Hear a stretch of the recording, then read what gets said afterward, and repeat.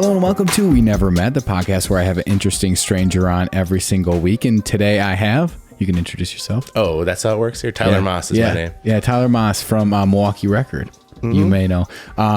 So you guys recently, I guess we should explain what Milwaukee Record is first if people don't know. I mean, if you're in Milwaukee, you know what it is. No, that's not at all true. Really? If you're one of like 60 people in Milwaukee, you might be faintly aware of it. I feel like it's really a popular site, though. I think it's like becoming a larger thing than we ever expected it to be. Yeah. Maybe we'll get into that later. I don't know. But it's like, yeah, we've already like without sounding like I'm like really bragging about this website where I just was able to get health insurance from like, like, you know, I think we're outdoing what your expectations what we initially were? Thought by year 5.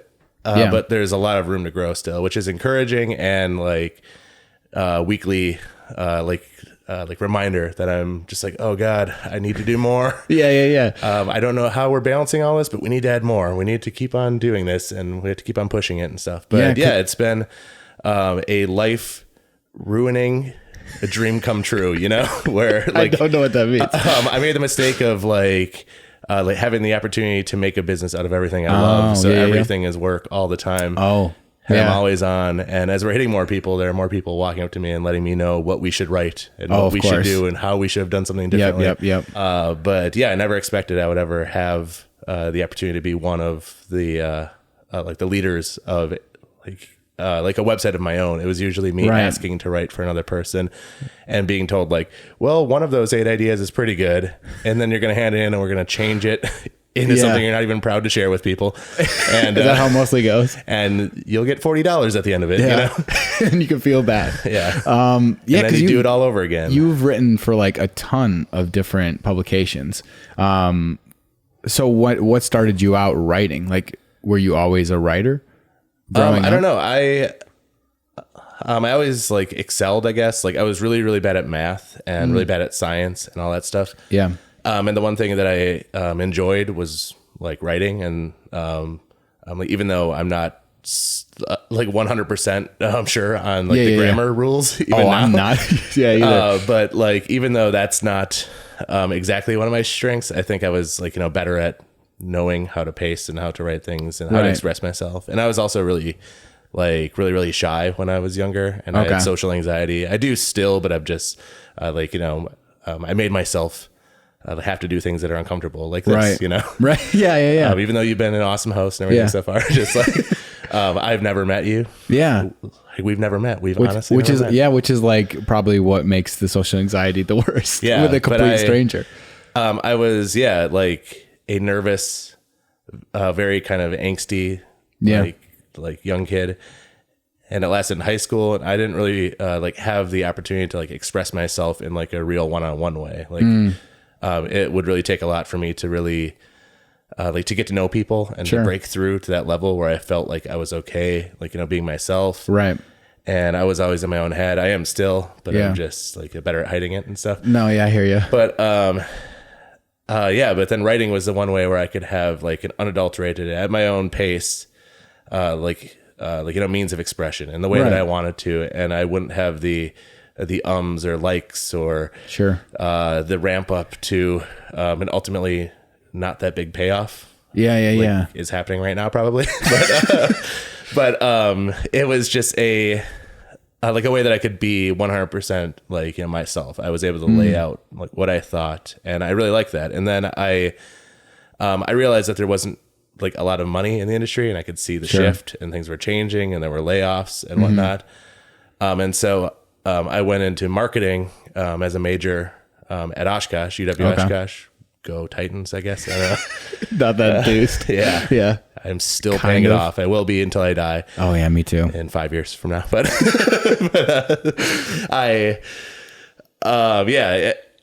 was a marketing major at the urging of my parents, where it's because you were afraid to do like a writing. Sort of thing. I didn't really know what I wanted to do, and they're like, "Well, there's always business." Yeah, and it's true. Yeah, like a sage advice, and like from the people who didn't at all contribute to my college education financially, right?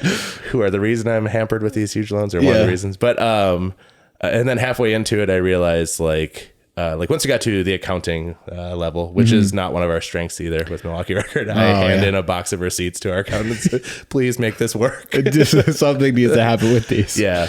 But once I hit that sort of level, I realized like this is not for me. And all the people like within the major were kind of more, I don't know what the like types are, the type A, type B, but they were kind of and this isn't to judge all business majors. Yeah. And I know people like my brother-in-law like actually was an accounting major, and he's an awesome guy. Yeah. And my sister is an HR for like a Fortune like 150 company and stuff like that. So like they're very in that like in that camp. Right. But it like wasn't like really for me, and a lot of the like the people there are just like I'm not really like latching on with the way that you act and think and whatever. Sure. And so I decided that along the way I had something. There was the gripe line, which was a pre-Twitter type thing. You would like you'd send in a musing or a thought or a random joke or something, and they would. When was in this? the Like newspaper? What year? This is like 05 or something. Okay. And if it like worked out, if they liked it, they would have it in the newspaper, the weekly newspaper, the Advanced Titan.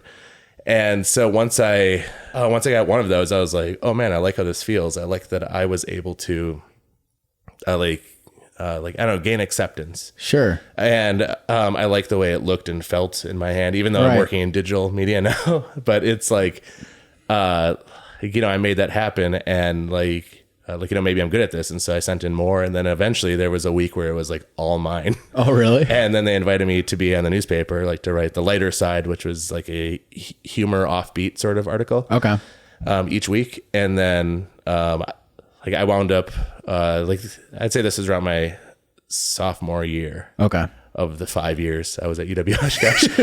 And, at the end of it, in my late junior year, I was the editor of the newspaper. Oh, wow. Like the whole thing. And we went to not biweekly, semi-weekly. Okay. Did you enjoy that part? Did they like managing people? I felt like I really found myself. And like along the way, I moved into an English major because I didn't have the grades or the want to be in school any longer than I had to. Yeah. And I'm like, I'd heard, I don't even know who gave me this advice, but like your writing examples speak way louder than like, oh, I had a 3.4 at UW Oshkosh in the journalism department. Once you get like an internship, once you get some more clips, that's all that matters. Yeah. And then, I'm interested. Like, what was the gripe line? So what did you write? Like, what were they just little like? It's just random like thoughts, like jokes about Oshkosh or like my math professor, blah blah blah, or random things that are happening. Sure. Just in the world too. So it would just be kind of one-liners. I don't really have any examples, and I'm sure a lot of them haven't really dated well. Yeah, they don't hold up. Yeah, like the Kirby Puckett joke I made or something. R.I.P. Kirby. If you're listening up there. So once you graduated school, then what did you do? Did you get a job right away, or were you? I had along the way I was an intern at the Oshkosh Northwestern, which is it's a daily newspaper up there. And I was initially in a sports like area or whatever. Sure. And then by the nature of the modern print industry, there were a bunch of layoffs, and then there were people who weren't happy with what they're doing who left abruptly. And it went from me being look over this article and write down the softball scores from all the nearby cities. Right. To being like, we need something on the front page of the sports department. And so I had some weird ideas about like roller derby, which was this offbeat thing at the time. And these writing around the boring sort of writing about high school, like any sport, baseball or whatever. And so I guess I did okay at that job, and they knew me. And so I had applied for the regional copy desk, which is just you lay out at the time it was the Oshkosh Northwestern, the Fond du Lac Reporter, and the Sheboygan Free Press. Okay, I forget. Sheboygan, yeah. And so I was offered a job basically 6 months out of school, which working in media, working like a real job with insurance and everything. The last one of those I've had since. So I accepted it. And then I was a person riding past my old my old houses that I would have, house parties. Oh, sure. And then I would show up, and it was a weird shift. It was like second/third shift where it was like, and my days off were all like weird. So I wound up like really hating it. I was laying out the obituary of the Fond du Lac Reporter at age 24. Riding past all the places where my great moments were at the place where I thought I would be doing something like, I'm not gonna say better because I don't want to disrespect the industry, but like, something different that wasn't really me. And so it was a rather like bleak point in my life. But so did you come here after that? Luckily, they felt the same way about me, and they laid me off. Oh, really? Within 9 months or something. Oh, wow. It was a budgetary thing, they said, but I was also like the first one or the last one added, and I was admittedly the worst. First one in, last one out. And the least enthused about it. Like visibly, I would ironically like dress way nicer than I had to for a job where I interacted with only 4 people. Like a tuxedo. I'd wear like a suit jacket and like a necktie, and it would be uncomfortable, and like there'd be people just like, why are you doing this? To prove a point. I don't know what that point is. I'm a professional. I love this job. I'm very good at it. Look at how I'm dressed. By the way, do you have that Pizza Ranch ad? I need it for the layout. Right by the Heloise column. But they laid me off, and then the girl I was with for like a year or two, she broke up with me. And I mean, maybe because I openly talked about wanting to move and stuff like that, so it was my fault probably. But a lot was going wrong at exactly the right time, which is which will be a regular theme, I think, in my life story. A lot going wrong at just the right time and like exactly the right way, and so I had unemployment, and I knew the editor at the AV Club was he's originally from Appleton, which is where I grew up. And he let me write something, and then I kind of applied other places, like using my friend's address, who lived right down the road, actually. So the AV Club, was that mostly music, right? Or all music? It was a mixture of music, sports. A lot of what we do now, actually, at like Milwaukee Record is we didn't like overtly take that. We're just like, the way that ended was not because of the lack of interest. It was just a universal across the board an AV Club decision. We're not going to do any more local sites. And so they got rid of the one here, which was the last one. I think at that time they were. And then they've been back and forth to New York and owned by 1 million people. I still exist like right Univision. Now? Yeah, I think so. Okay. But like the AV Club, I got in there, and then I wrote for the Alcoholic, which is I can remember applying and using my friend's address, and he's like, want to meet for breakfast tomorrow? And I'm like living 100 miles away. Sure. I'll leave at 4 a.m. Give me a head start. So it's just right down the road, right? So it I'll be there. So I got like assignments there, and then it reached a point where I was actually able to, I knew that there was an interest at least, and I wouldn't be blackballed or not allowed to be able to write places. And then I wrote from the Shepherd, or I wrote for Shepherd Express. I wrote a few just like user things for On Milwaukee. Sure. I got in at Milwaukee Magazine. They were opening a music notes blog, which was like a music related blog. And so I learned a lot about the music scene. And then as I learned more and I lived here and stuff, it just it became a little bit easier to get pitches and stuff. Is that what's your favorite thing to write about? Like, do you like writing about, is that why Milwaukee Record exists? Because it's like eclectic and you like to write about a lot of different stuff?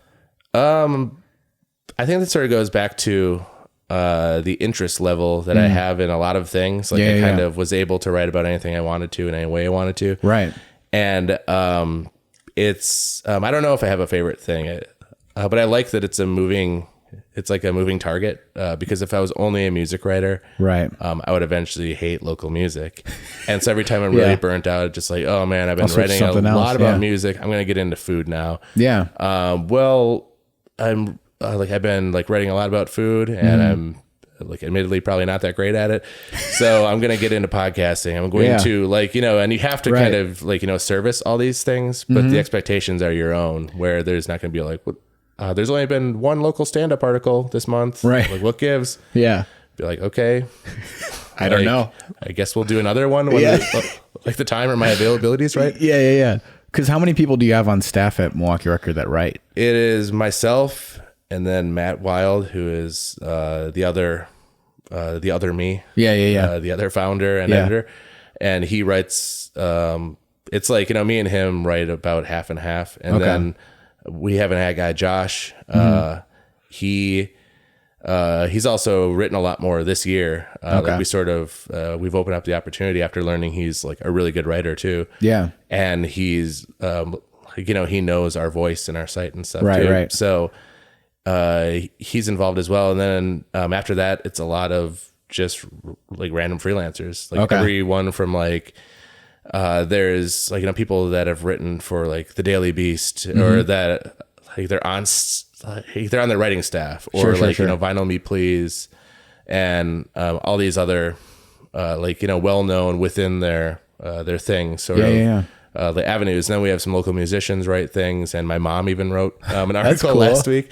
Well, about what? She went to Leroy Butler's wedding. I saw that. I bought her tickets, and I swear not with the expectation that she'd have to write something. Right. She's just, Mom, come back with something or you can't go. Like I'll need 750 words by Wednesday, please. Otherwise I'm taking away the tickets. Or you're not going to Santana Dotson's Briss. That's off the something. table completely. So when did the idea then come for Milwaukee Record? Like how long before you started? Because it's been 5 years now, and you guys have, I think, over like 5,000 written pieces. We've had or something like that. I think over like 5,300 or something. Yeah, like that's a lot for 5 years. And it's insane looking back. I mean, that had even happened, and how it happened was this is my version, and maybe Matt's will differ a little bit, but I'll have to talk to them. But the AV Club, they announced it was ending. Matt was actually the editor of the AV Club at that time. Okay. And so he learned, and then he immediately announced the AV Club is ending. And at that time, that was my most regular writing job as I balance these other part-time jobs. Right.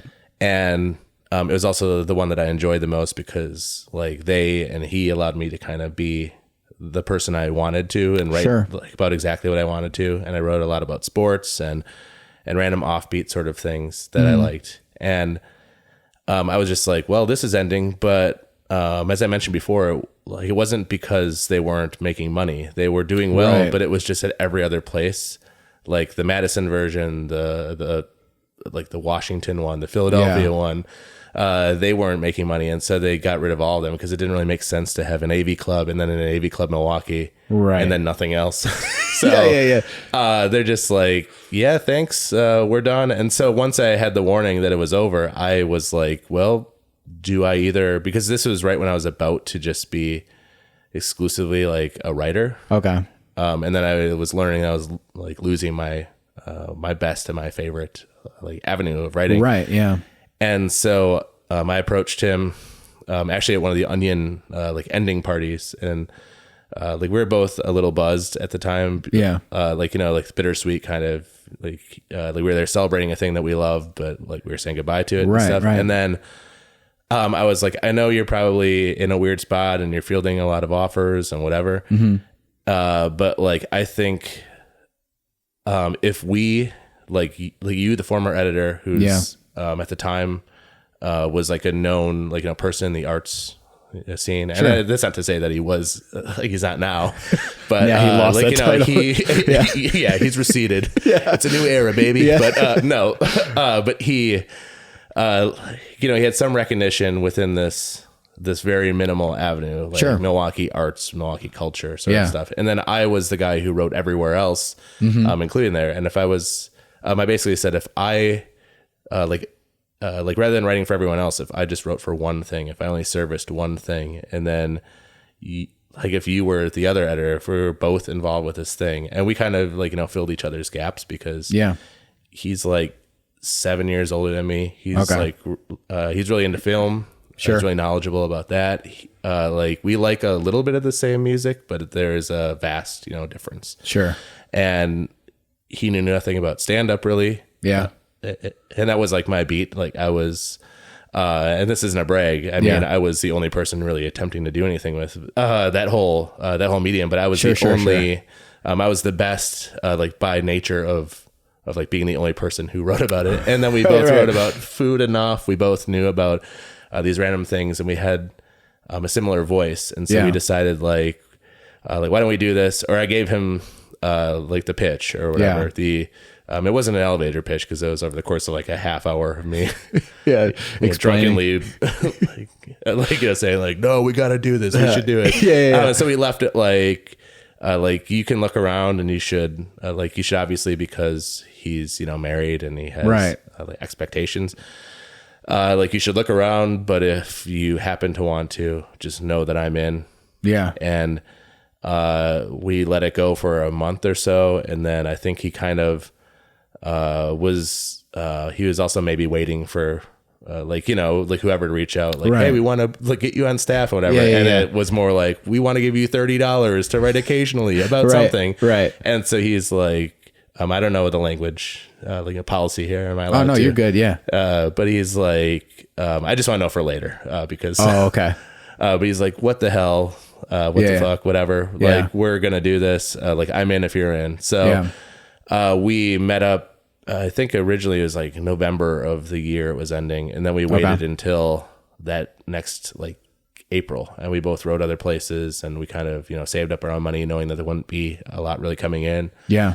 We warned a few possible clients, that we would be, we'd be unveiling this. Sure. And then we kind of actually Matt, he taught himself how to do web design. Oh, wow. And did he make the website? He built the website. Yeah. That's impressive. The look of it, we bought a theme too. So that's a lot of it. But he got off the ground, and we kind of went back and forth, with long emails and longer meetings.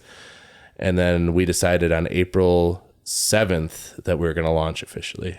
And so, wow. But we announced ahead of time, maybe that March or something. And then we had some articles just on some it was maybe Tumblr or whatever. Okay. It was like a warning. This will be what it will be like. And then when the website launched, we had those in our archives already. So it wasn't one article each day. Right. And we've been rolling since then. And the website itself is really, I might be venturing way ahead, but the website itself is way different than it was when it started. That's what I was going to ask you. What were your expectations of the website, when it first started compared to what it turned into?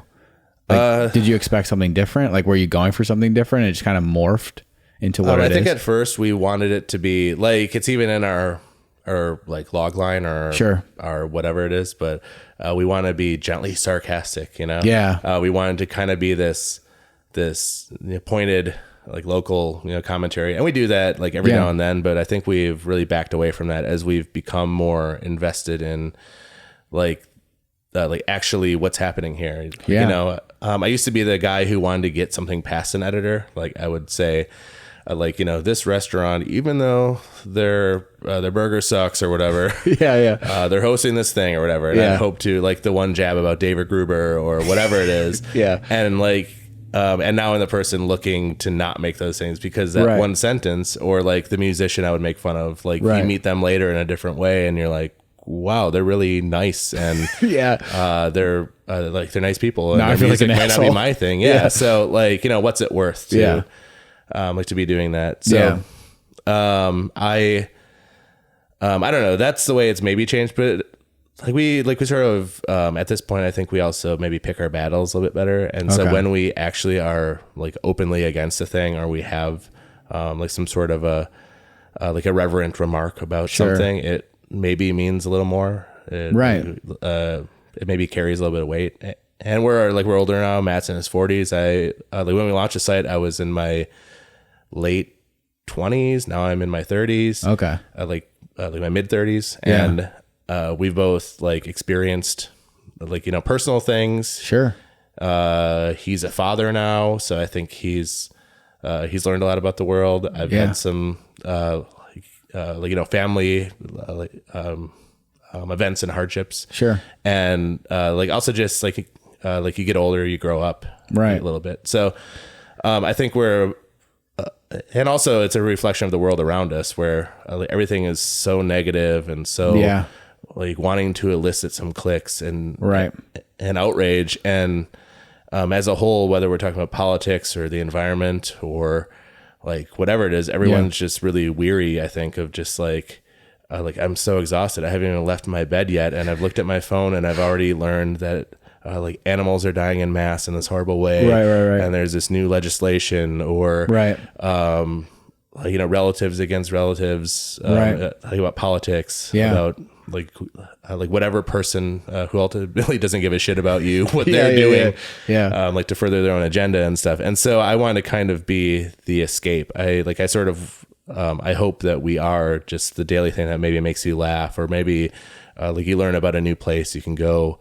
While talking about how the world is burning around us. But at least you just like, went hey, to at least new place. we have this old fashioned that is really good. Is really good, or a $1 beer somewhere, or a $5 burger, or I'm at this one show of a band I didn't know existed, who's like right from here. You know? So how do you, I guess, without this sounding like a stupid question, but how do you know all of these events are happening? Because sometimes I go to your site and stuff and I'm like, I would have never have known that was going on. Like, how do you know so much about like what's happening in Milwaukee? Do people like tell you, or like do people come to you with stuff? It's been happening more and more. Like the more that we grow, the easier it becomes to like know what to write. It used to be like, shit, we need to write minimum 1 or 2 things today. What's it going to be? And now it's like, we had a day yesterday, which is a Friday yesterday. And usually that like was a day where we didn't really do much. We're just like, I don't know. No one's reading stuff anyway. It's a later day for web traffic. But like we had like 8 things that we ran. And it's just like, you know, like we had to hold back on running different things. So, and we're writing on weekends now here and there. So, it's a mixture of like the longer that we live here, the more people that we meet and the more invested we get in different things. And a lot of things, once we write it once, we know what's happening. You know, once we announce the lineup of a music series, like we know that next year it'll likely be happening around the same time. And so we have something sort of ready for it, and we're aware of it. And it's not just like waking up every day, like, you know, what are we going to do? Panicking. It's like, oh, we have so much we have to do. Which is and then another along the way, problem. you'll get an awesome tip from a person like, hey, I'm in this new band. And like you listen to it and you're like, wow, this is great. I think that other people like should know about this or whatever. So did you think it was going to be like the cultural kind of phenomenon that it is here? Like if we have something break out, like, you know, nationally or whatever, which is a rarity, but like, we've had a handful of like, what are some of the articles that broke out nationally? Matt, like actually right down the road, went to Shank Hall. Okay. I don't want to be localizing where this is. But, that's okay. I'm moving, so it's fine. Well, he was at Shank Hall and he saw the actor who's also a musician, apparently, Corey Feldman. And he knocked out his front tooth at the show. Really? And then he hit the microphone against it. And then he had to stop the show and look for it for like 10 minutes. And then he continued the show with without a front tooth. Wow. But and that got some national buzz, and I think that might be our most read thing of all time, or it's up there. And then it went up on like TMZ. Really? I've hit like, you know, Deadspin and some national like, you know, things for sports, like like Aaron Rodgers was interviewed and he talked about seeing a UFO once and stuff. So but yeah, every time that happens, it's great, where it's just like, wow, this is larger than we ever thought it would be. I guess I'm just rambling. What's it like to know? It's a weird thing. Like, it doesn't happen much, but there's like I've had it happen where I'm at like a bar or something. And like you'll overhear people that like you don't know that are even like talking, and they mention like, oh, I was reading on Milwaukee Record the other day or whatever. And you're just like, oh man, this is awesome. I hope it's positive. It's hit and miss. I don't know. But I have also learned that it's the internet, so no one's really happy. It's a realm that's basically rooted in negativity. So you're not going to hear like, hey, pretty good article. You're going to hear either great or terrible. This sucks. I hope you die. How dare you not like the frozen custard place I like. Isn't that bizarre though? It's so everything's so polarizing. No one can just have a neutral opinion or just not care. They have to either love it or they hate it. It's the worst thing or the best thing. Yeah, it's either blessed and everything and then bay and whatever. Bay and blessed. Yeah. Or like, I hope you die in a fire. I know where your parents live. It's like, oh my gosh. Because I want to talk about the video series and public domain. When did you guys start doing videos for the site, or like why too? Did you just see like an opening? Yeah, that was, well, I don't know. I had the idea for the public domain thing because it was actually a nod to the fact that we have no money and whatever.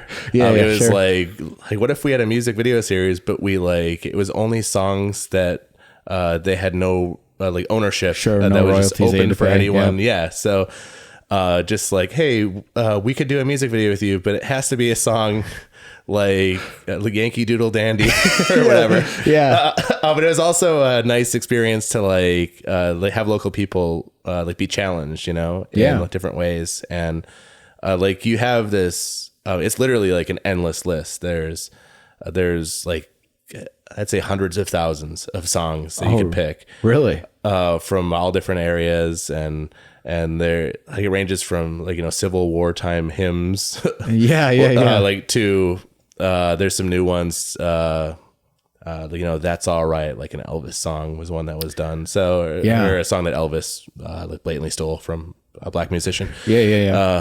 As he probably did a lot. Like they. I referenced that in the article too, like the lead up the description, originally written by this person. And so it was a way to kind of like learn a lot about the history of a song. Right. And like oftentimes it's a dark, unfortunate like circumstance, like a person who's like it had a root in a war or imprisonment or an awful circumstance, but like they're able to make something like interesting and like beautiful, and a way to kind of examine an old thing in a new way and to learn something in the process. So I approached that was another Collectivo thing where like as they were saying no to the print only crossword for like the third time, they were like, but we do like that music video idea. And so we shot a pilot just on spec where it was if we like weren't accepted, we just lost that money and we had a music video to show for it at the end. But they fortunately liked it a lot, and they wanted to do like the rest of that year, which was like 8 episodes, and then we did another 12 and another 12. And I think we're another 6, and that might be it. But like we'll see where it goes. But because did AV Club, they did not that, but like it was like Spin on That. It was like Undercover, and they did it like long before that. So that was like I sort of explained it like library music meets meets that. Yeah, for sure. So I want to get back to like your writing in general. Like when you were younger, do you remember what the first thing you ever got? Was it what's like the first thing that you would like to write, like in your spare time? Like what would you write about? I think I would never really do it in my spare time. I would just write like assignments, but I would really put like my mind and my like my everything into making that like report about something good. And like, like using words maybe in the wrong way, but just like a $5 word, which I do now still too, I think. But it's like, oh, I heard this word, and then you log it in your mind and you look it up, or you hear it in speech, and you kind of get the overall like the meaning, the overall context of a word, and you're just like, okay, I can implement. That's a $5 word. There we go. 3 syllables. Okay. Double check. Super smart. But you implement that in a thing, and then you're just like, wow, like I got an A or a B or whatever on this thing. And so, you get the encouragement, and once I got into school and I took the English major turn, I'd be writing poems about the bank teller and wondering what their life is like, and if they would like me or something. Like, I want to tell her, the teller. Just these weird kind of turns of phrase that are like embarrassing in retrospect. I actually hate that I said that. But, it's like that. Or I wrote a whole like, it's like a 14-page, like assignment where it was a like personification of a bed, like a person's like, bed throughout their whole life, And so it's the first bed they had when they were like an adolescent, and then it followed them, like all the moves they had. Right. And then it was the bed that they were dying in and like whatever, but you didn't know it was the bed until like the last, line basically. And it, where did those ideas come from? Like, where does that just thinking about things differently and like looking at? I think it's from reading other people, but now I don't read anyone. Like everything I write is just like, I'm not even a writer anymore. I mean, I write like because I have to. It's out of like necessity. I want something to be known. It's just more like informational now. I will pour myself into like a dozen articles a year where I really, really put a lot of work. And it's not that I don't work on things, but a lot of my work is like, it's in the interview process, like asking a person, like, about all the details of their new brewery that's opening and making sure that it has anything that anyone would want to know. It's not very like artfully crafted anymore. It's more kind of I don't want to be acting like I don't like what I do, but it's more of an assembly line because there's always another thing I have to do next. Right. And so it's like, this one's done. Like, I hope it's a thing that makes the person I'm writing about or writing this for or whatever happy. I hope it helps bring awareness, but I'm already on this other one and I'm not very precious about it anymore. Like, I don't look back at the archives or listen back to like old like interviews I've done or whatever.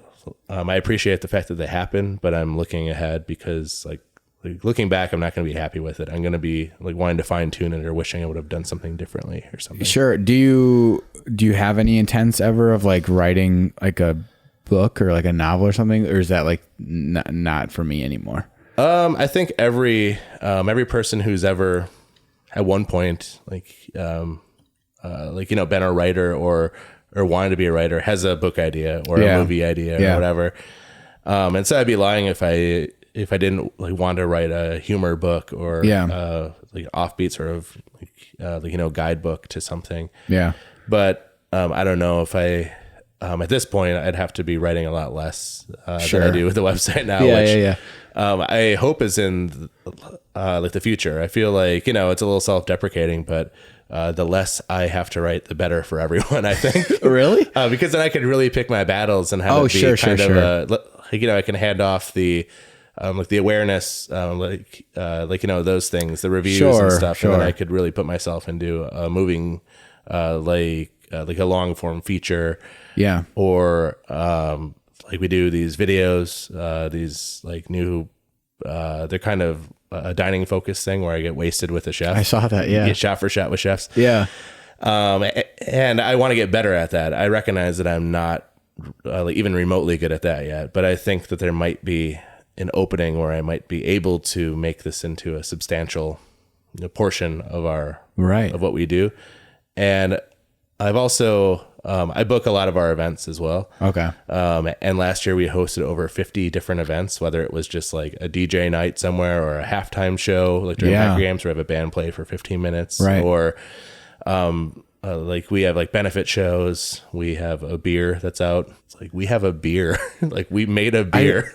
I didn't even hear about brewing, it. They do a seasonal beer, the Milwaukee Record Reporter, which I gave a lot of the input, like after getting the blessing from the other guys. But I sort of was like, I have this idea for a beer. I think it would be really good, and here's all the ingredients. And they're like, you're so far ahead of this. Like, I feel like we're not going to be able to talk you down from anything. So sure. Yeah. All right. So the Reporter, is it out now? Like you can get it now? It's usually out in September until it usually runs out like around, I'd say January, February. That's really cool though. And we we actually make no money from it. Like all the money that we make, we give over to the Women's Center, the Milwaukee Women's Center, because it's a way to kind of like, if you're going to be out anyway, and if you want to have a beer and like a new beer, a local beer, like we will, you're helping the city by doing this, Right. Yeah.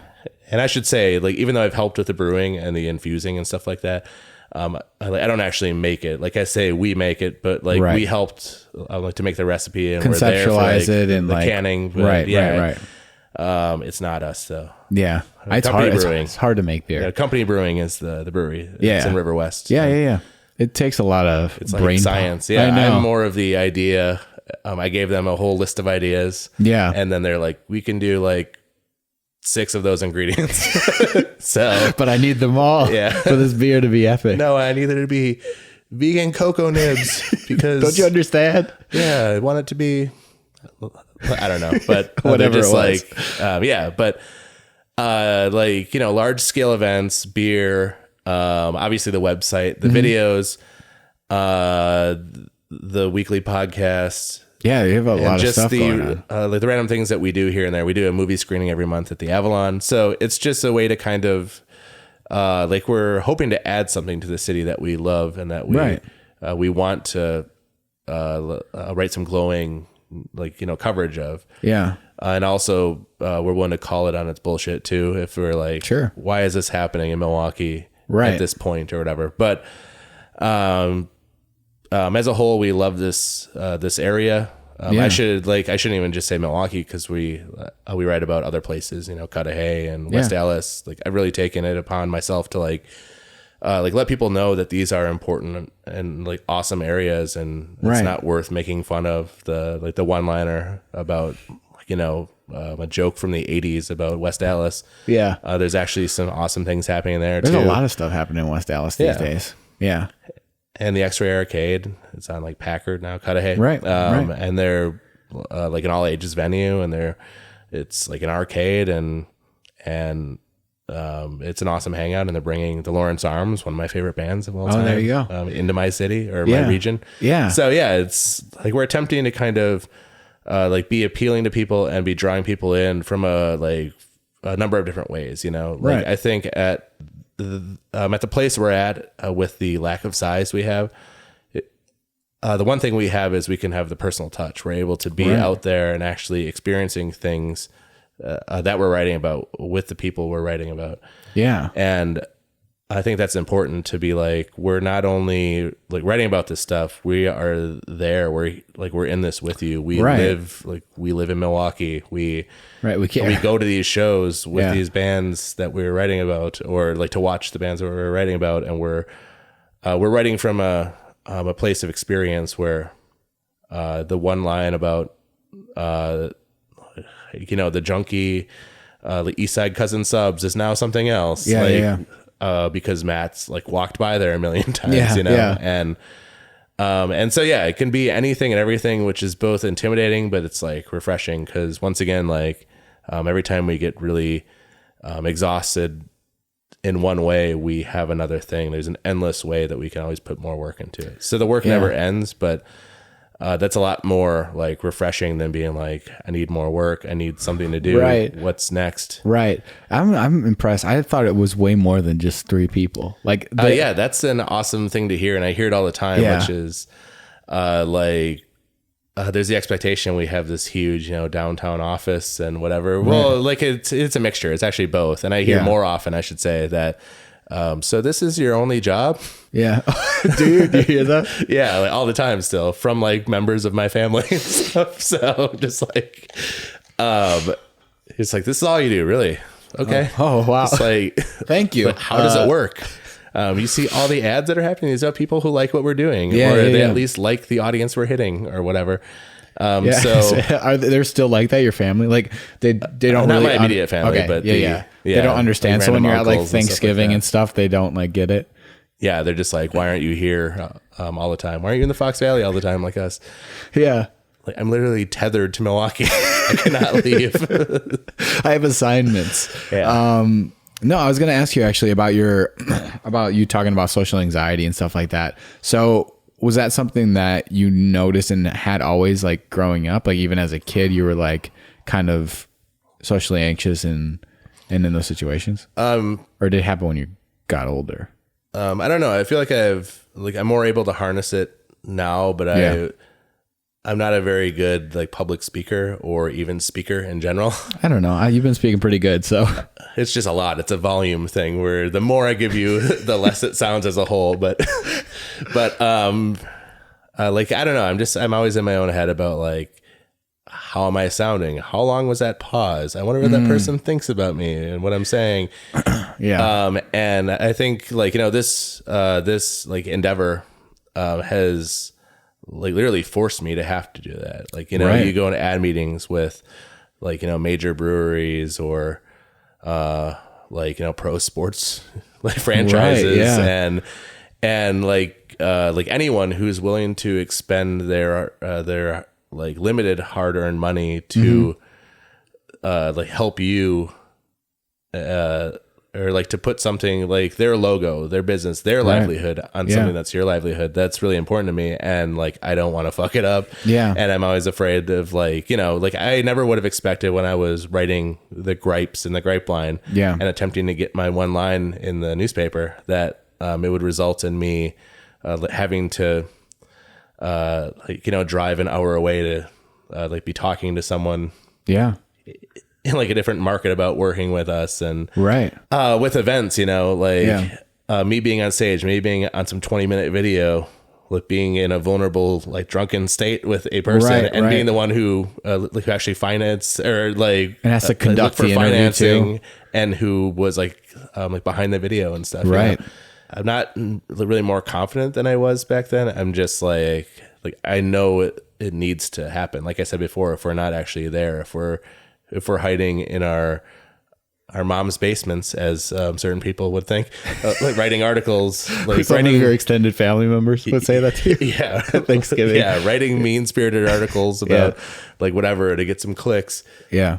It wouldn't be the same as if we were actually out there interacting with people. And so it's really been like a baptism by fire of like, you need to do this, because if you don't, your dream will die. So that's a big thing. I've never lost, like, that's like never lost on me that we're just a handful of advertisers, backing out like away from not existing. Right.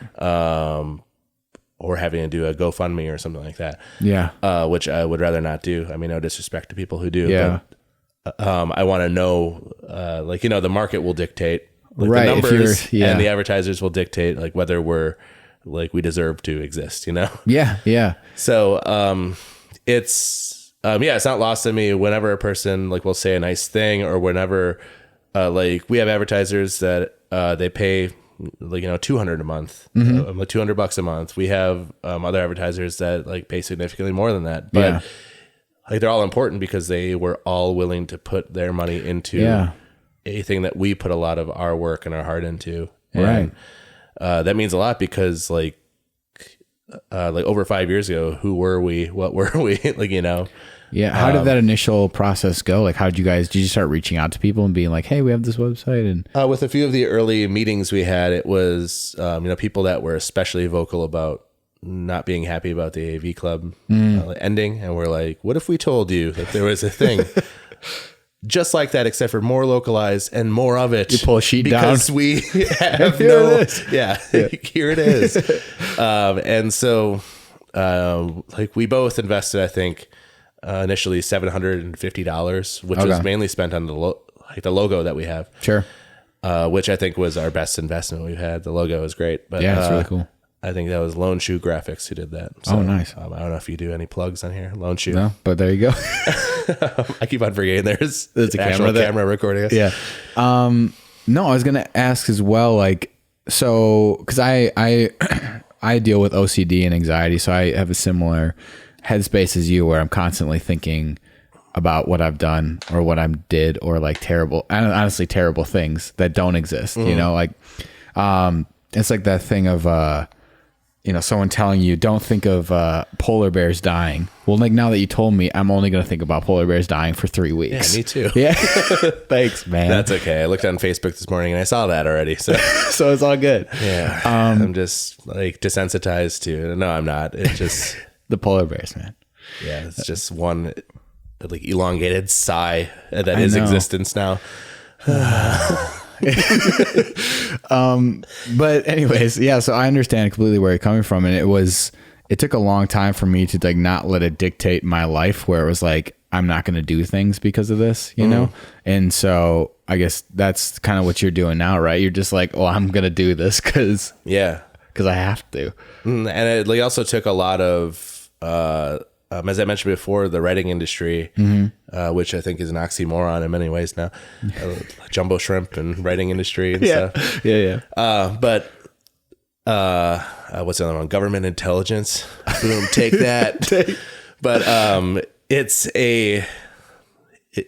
one that's rooted in like rejection. You know, you're going to hear a million no's before you hear one yes, and then you'll have like some glimmer of hope where it's like I got a national magazine that wants me to write an article. Yeah, they're gonna let me go like out of state. They're gonna pay for my plane ticket and whatever. Right. And then, but you'll have the thing that will give you hope, and then you'll pitch another thing, and they'll say no, and then eventually the emails just won't return. You know. Yeah. And so we can't I think Matt and I, we both vocalize this, and we even recently talked about if we did this now, either in our own lives where we are now and stuff, or if we did it now, hey, remember the AV Club? Well, it's back like that. Like we had a window. Yeah, sure.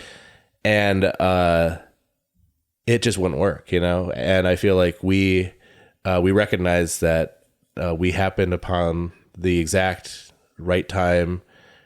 After a lot of wrong things happened, as I mentioned before, we needed a lot to fall apart at just the right time and just the right way, and then we had to make the decision to make that leap, and then by nature of doing that, we kind of lucked into a thing. It's a mixture of luck and circumstance, but also we've worked extremely hard. Oh, you have to, yeah.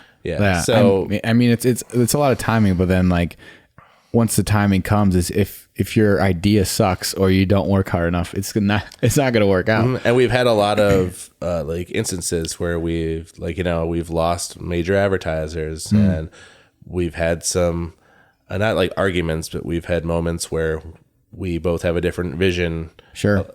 And where we're kind of not really butting heads, but it's just so what's his website going to be going forward? Right. That kind of thing. Those watershed moments. And we've had some articles that have been extremely poorly received. We've had some things that have, we've had both some really difficult experiences that really taught us a lot, and some really amazing ones where we just wonder how we got there and how this even happened, making, having Andrew WK walk around American Science and Surplus with you. Yeah. And just high school me and honestly, this age me is holy shit, I can't believe this is that happened. Yeah. My weird ass brain. Yeah. That used to be a detriment in my life, and in many ways is even now still, allowed me to approach a person about doing something like that. And then it worked, Yeah. Yeah. What have been some of the I guess things that you thought were going to go over really well, but then they kind of flopped? Were there things that you kind of expected, oh, well, this might not go over well, but we'll see what happens? We've had, I think it's always been an instance of we go a little too aggressively, and I say I usually mean myself, where it's just what if we had an after show before every day of the comedy festival? And you're at things where there's literally 6 people, and there are people mad at you. And, and you're paying people, a beer at the end. I've lost money on this idea. I thought was good. Yeah. So it's a mixture of that, or we've we'll have movies that will be double sellouts where we'll we'll make some money and we'll make a lot of people happy, and then we'll have ones we had the Brady Bunch movie last month. Okay. And there were there's 15 people there. Yeah. So it's that happens. You just have to get better at recovering from it, and because those things, if you're gonna try stuff, it's gonna happen eventually. We've had what else has there been? I mean, just we have short-lived article series as well, where we're every week we're going to do this. And then after week number 2, you're I don't know. Probably not going to happen anymore. And, luckily we've announced to our readers that we're doing this every week. Right. Yeah. Yeah. But once again, I don't think we're really held that accountable when it comes to things like that. So, because you guys, now that I know, is just 3 of you, and majority you 2 are writing, you know, 5,000 just seems, or over 5,300, what you said, that seems incredibly a lot. How do you balance doing all that writing plus everything else that you do, like the videos, the events? Like, how do you have time to do anything? I think we don't have time. It's just been a matter of like your hair's on fire and you have to running around just insane. Yeah. Like, we need to make this all work. Right. And I think I'm really guilty of like writing way too often at first, where I mean nothing was even good and there would be a lot of mistakes and things, and I'm just like I think we have to level back, or we have to kind of repurpose our roles and figure out that sort of stuff. So right.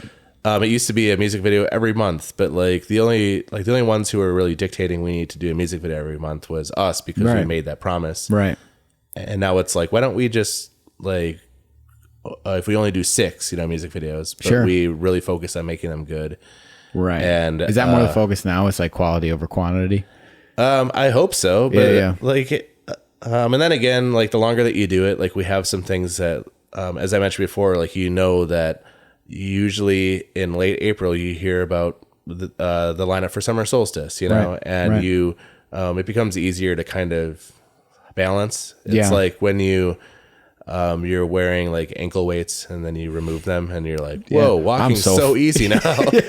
Or like, I don't know, maybe a better example. I'm really bad with these weightlifting things because as you can see, I don't do it often, but like the more often you lift, the easier it is to lift, heavier weights. You move on to heavier weights. It gets easier to balance, the expectations and stuff, because it's, like you're just living in that existence where, there are moments where you're getting an angry phone call at 11:30 at night and you're just like, I just want to live. Like, the people that are working at, who wisely left journalism, are, they're done at 5 o'clock and they don't have to think about it until 9 o'clock and they work until 5 o'clock. It's like, on weekends they're off. Right. I'm never off. My phone has buzzed a few times since we've done this. And I'm nervous about what it's about. So I don't want to look. Yeah. But it's a, as I said before, it's the hardest, most difficult thing and most life, I don't know, life altering, life consuming thing. But it's my dream job and I wouldn't want to do anything else. Whether it's, we're recognized for the hard hitting reporting we do once or twice a year on something, or the news we give you about, a new Mexican place that's opening up or whatever.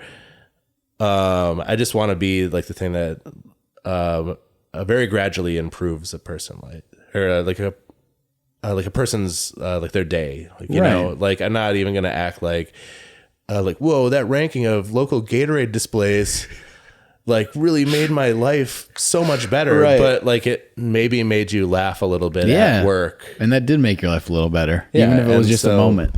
It was a thing that you looked at that wasn't bleak. Right. Or depressing. Made you sad or or made you mad or whatever. It's just, we had some fun. And we're happy that you were a part of it, Right. And so where can people, I know MilwaukeeRecord.com, that's a website. Do you guys have Milwaukee Record on pretty much every social platform too? I believe so. Okay. Facebook, Twitter, Instagram. We've, in year 5, we've decided to start Instagram. Really? We had the name, but we misused it horrendously.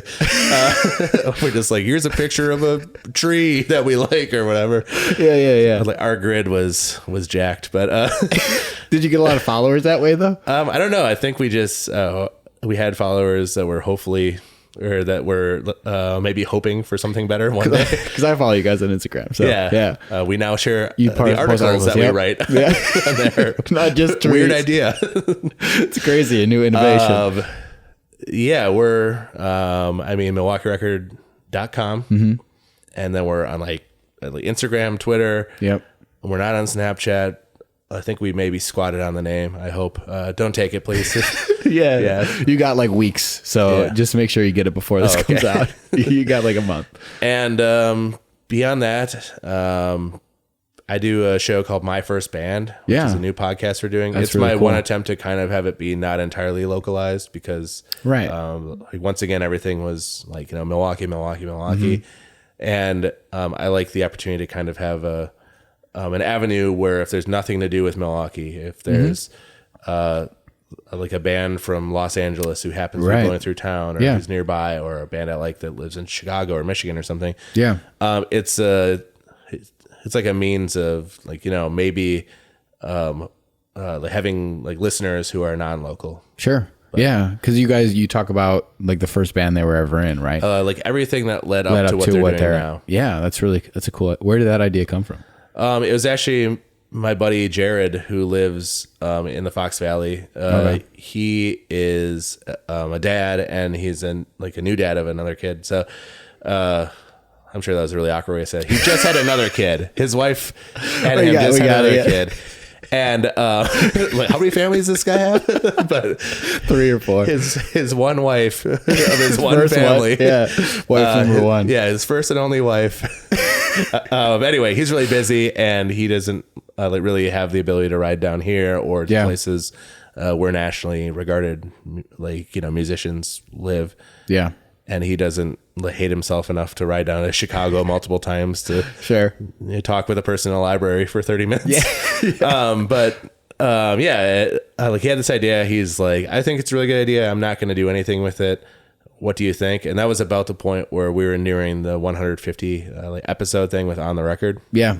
And I was once again, sort of working smarter, not harder. Right. We realized that wasn't really going to be a means of bringing in income, and it was becoming more more difficult, more time consuming to do so. Yeah. And so we decided to kind of take that leap and start that this year. We began in March. You said this will be out in a few weeks, so we'll be about 15 episodes or maybe 16 episodes deep. Yeah. And it's been fun. I who was a person who while growing up was afraid to answer the phone. Yeah. I've now had hundreds of hours worth of discussions. Yeah. Archived over the course of 160 or 170 episodes. Yeah. It's do you feel like insane. A sense of accomplishment after that though? Do you feel like I do knowing how you were and your background, I did all this still? Yeah. I mean, there's just certain moments where you, at first I would just be people I knew. Yeah. And then you kind of branch out, and now, without it being called We Never Met, most of the interviews are now people I've never met. Yeah. And you kind of have to do things on the fly and adjust to people walking into the green room and, right. And it's a lot more, expectation when you're driving across the border of a state to be sure. This should probably go well because I'm wasting a lot of my time and money to do this otherwise. Right. Yeah. So, I don't know why, I added My First Band as the button of this episode, but yeah, I mean, so when does that come out? Every week? It's every Friday. Okay. It's available on Spotify, I guess, Apple, anywhere you can get podcasts, Stitcher. Okay. We're sponsored by Boulevard Brewing. I don't know, which is weird that they jumped on even before the show existed. Yeah. I had mentioned it to a person who works with them, and then are they here in Milwaukee? No, they're out of Missouri, Kansas City, Missouri. Okay. Okay. They're kind of the lakefront of that area in regard to they've existed since the late 80s and stuff. Okay. So. I'd like to have a sponsor right away. Are you getting that Blue Apron money yet or anything? No. Or MeUndies or Squarespace? No, none of them yet. Charlotte's Web. Is it knocking on your door? Not yet. I'm waiting for the 4 hymns where I have to act 4 hymns is good, yeah. Yeah, where I have to act like you care about male pattern baldness and stuff. I mean, luckily that part's true, but then I'm already balding and I don't want to be talking about my like my whack hairline and my low T and stuff for like $80. It's true. What's that worth? Yeah, exactly. What is it worth to you? Because I mean, I'm balding already. I'm just gonna let it do its thing. I'm not gonna use 4 hymns. Yeah. They really nailed down the point that it's like approved by doctors, which makes me feel like it's not. Yeah. They say it like 8 times. Yeah, this is real. I swear to God, this does work. Have we mentioned science. that? It works. It's by doctors. They said it does. Yeah. I feel bad. I don't know if I'm the only guest who's never asked you about like yourself. Oh no! Is there anything you want to talk about, or is this is this against the concept of the show? It's not. And I was thinking about one time doing it the opposite way, because usually, it is obviously I'm bringing someone in and I want to hear about their story and their life and stuff. So, but no, there's not much. I mean, like, there's a lot, but this would be another 3 hours of us sitting here. But no, I appreciate that, man. Yeah. Is there any other events or anything that are going on Milwaukee Record wise coming up in the next couple months? I mean, summer's here, so I feel like there'd be stuff happening, right? Trying to think of, we just have a monthly movie screening at the Avalon. Beyond that, we are, I'm in the process of actually booking a stage at the Bayview Bash. Oh, cool. In your future neighborhood. Yeah. Our Move down future there. neighborhood. Yeah. Oh, well, wait, that was another, like his other wife, kid, whatever. I live in Bayview. Yeah. And you're about to live in Bayview. Yeah. Done. But got it. Bayview Bash is in late September, September 21st, I want to say. Oh yeah, it is. And so we're booking a day of music there. That's cool. Beyond that, a lot of stuff is just waiting. It's awaiting approval. Yeah. Well, if you go to MilwaukeeRecord.com, I'm sure they could find everything. Yeah. I hope to bring back our halftime shows. I don't know if you're aware of that. No. What is that? We have a band. We book a band to play roughly 11 or 12 minutes only during the halftime. So it's like the halftime entertainment. Oh. Yeah. So every week at the Cactus Club. And last year it was sponsored by Miller High Life. Oh, nice. I am like praying that they do it again because it's a lot of fun. Yeah. Wait, so when do they perform?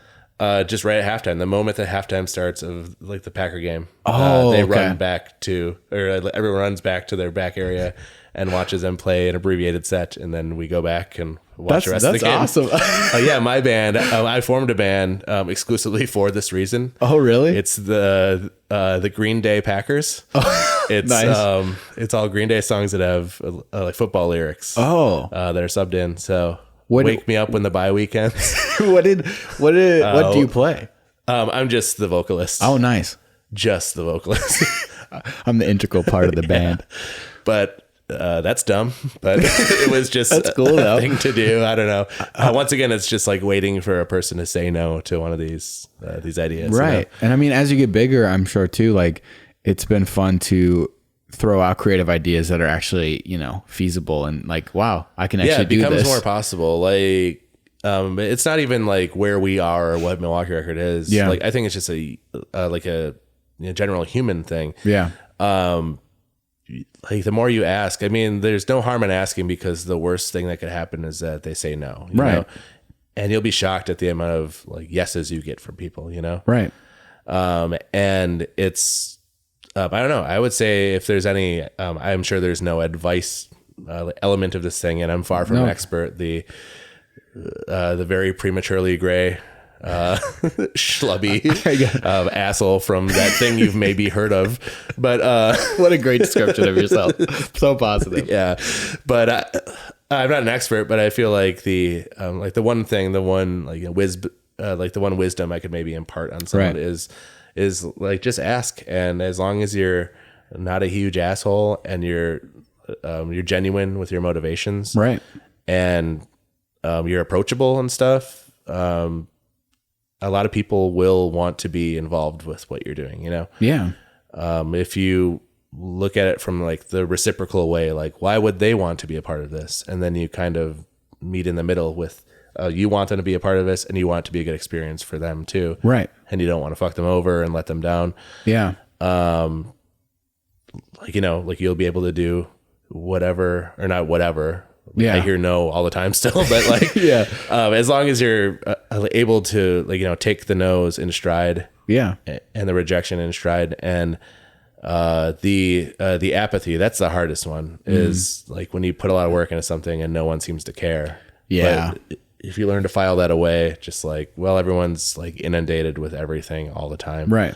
So you're just one of another thing in the mess in like the gumbo of their life or like what's happening or whatever. Yeah.